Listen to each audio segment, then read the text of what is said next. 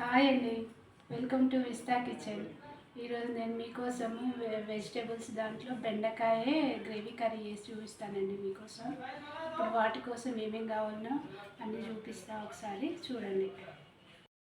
నేను బెండకాయలు ఒక పావు కేజీ తీసుకున్నా, నీట్గా కడుక్కొని ఇట్లా ముక్కలు కట్ చేసుకొని పెట్టుకున్నా. తర్వాత ఒక పెద్ద ఆనియన్ తీసుకున్నా, ఇది కరివేపాకు, ఒక 2 పచ్చిమిర్చి, తర్వాత ఒక హాఫ్ కప్పు పెరుగు, ఒక 2 టమాటోలు, కొత్తిమీర, ఇది ఆవపిండి 1 స్పూను, ఇది అల్లం వెల్లుల్లి పేస్ట్ ఒక 2 స్పూన్లు తీసుకున్న, టీ స్పూన్. తర్వాత నెక్స్ట్ ప్రాసెస్లోకి పోదాము రండి. ఇప్పుడు ఏం చేద్దామంటే ఒక 3 స్పూన్స్ ఆయిల్ వేసుకుందాం. ఇది గ్రేవీ కర్రీ కదండి, 3 స్పూన్లు పడుతుంది.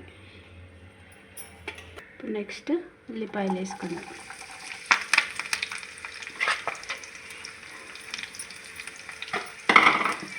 ఉల్లిపాయలు మంచిగా వేగాలి. ఉల్లిపాయలు, పచ్చిమిర్చి, కరివేపాకు 3 ఒక్కసారి వేసేసుకున్నా. కొంచెం ఉల్లిపాయలు మంచిగా కొంచెం బ్రౌన్ కలర్ రానిద్దాం.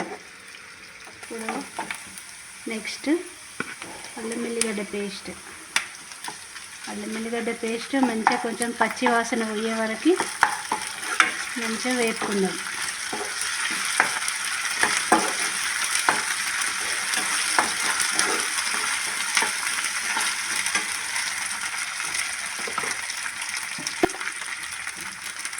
ఒక స్పూన్ పసుపు,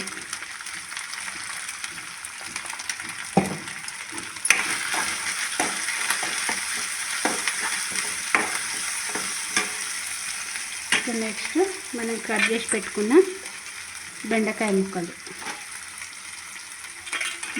ముక్కలు జిగురు పోయే వరకు మంచిగా నూనెలో వేపుకోవాలి. బెండకాయ ఎంత ఆరోగ్యానికి మంచిది. మోకాళ్ళ నొప్పులు ఉన్న వాళ్ళకైతే రోజు తిన్నా పర్వాలేదండి. దీంట్లో ఉన్న గుజ్జు మోకాళ్ళల్లో చేరి మోకాళ్ళ నొప్పులు తగ్గుతాయి మంచిగా. ఒకసారి ఇట్లా వేసుకొని తినండి, బాగుంటుంది.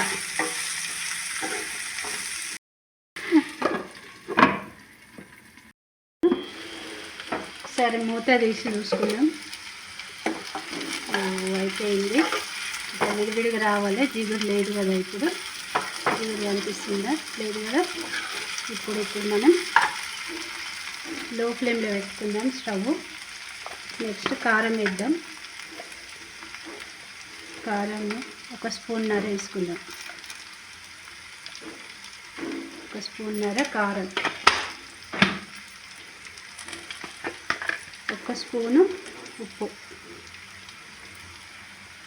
మీ రుచికి ఎంత తాగితే అంత వేసుకోండి ఉప్పు. నేనైతే స్పూన్ వేసిన. ఇప్పుడు మంచిగా కలుపుకొని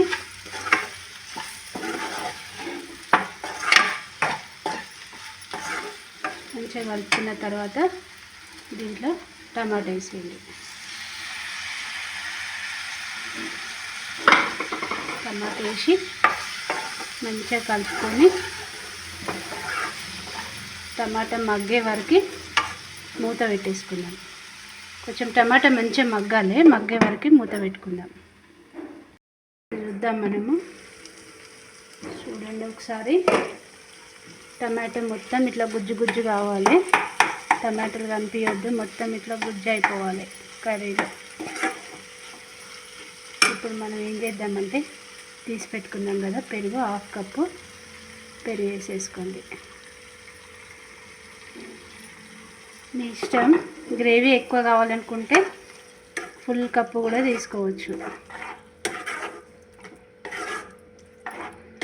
1/2 కప్పు పెరుగు తీసుకున్నా. తర్వాత దీంట్లో 1 స్పూను ధనియాల పౌడర్ వేద్దాం.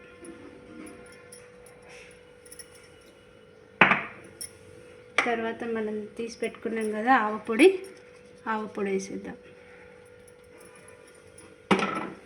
ఇప్పుడు ఒక 2 మినిట్స్ సిమ్లో పెట్టేసేయండి స్టవ్. ఒక 2 మినిట్స్ మగ్గనిద్దాం మంచిగా. ఒక 2 మినిట్స్ మూత పెట్టేసుకుందాం. ఇప్పుడు 2 మినిట్స్ అయిపోయింది, మూత తీసుకుందాం. అట్లా ఆయిల్ అంతా పైకి వచ్చింది, ఒకసారి చూడండి. ఆయిల్ అంతా పైకి వచ్చింది. ఇప్పుడు మనం మంచిగా నీట్గా కలుపుకొని దీంట్లో ఇప్పుడు లాస్ట్కి కొత్తిమీరతో ఇప్పుడు మనం కొత్తిమీర వేసేసుకుందాం లాస్ట్లో. బాగా కలుపుకొని స్టవ్ బంద్ చేసుకుందాం. కర్రీనంతా సర్వింగ్ బౌల్లోకి తీసుకుందాం.